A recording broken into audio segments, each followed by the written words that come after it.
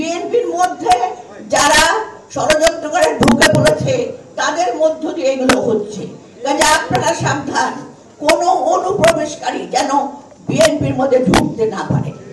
সংগ্রামী ভাই বোনেরা, আমি বক্তব্যের প্রথমেই আমি ছাত্র জনতার যে যারা শহীদ হয়েছেন, যাদের রক্তপাত জুলাইয়ের রক্তপাতের মধ্য দিয়ে আজকের আমাদের এই মুক্ত স্বাধীনতা, সেই তাদের প্রতি জানাই গভীর শ্রদ্ধা, এবং যারা আহত আছেন, যাদের আহত তাদের পরিবারের প্রতি জানাই শ্রদ্ধা এবং তাদেরকে শ্রদ্ধা।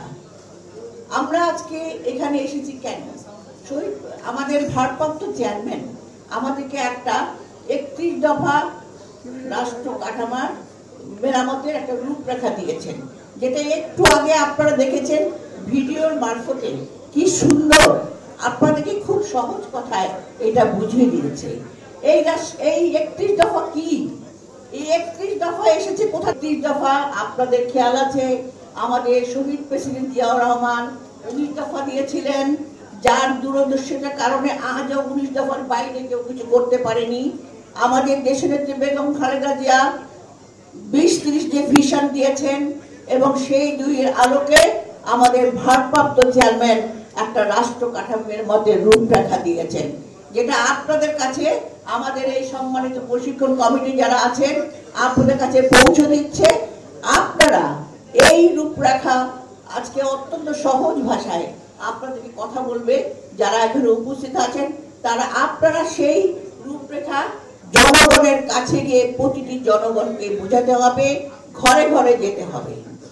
আজকে আপনারা দেখেছেন একটা মজার কথা, যে আমাদের বিএনপি শহীদ প্রেসিডেন্ট জিয়াউর রহমান যে 19 দফা দিয়েছিলেন, দেশনেত্রী বেগম খালেদা জিয়া যে 20-30 যে ভিশন দিয়েছিলেন, এবং আমাদের ভারপ্রাপ্ত চেয়ারম্যান জনাব তারেক রহমান তিনি যেটা দিয়েছেন 31 দফা, এটা একটা রাষ্ট্র সংস্কার 2 বছর আগে দিয়েছেন।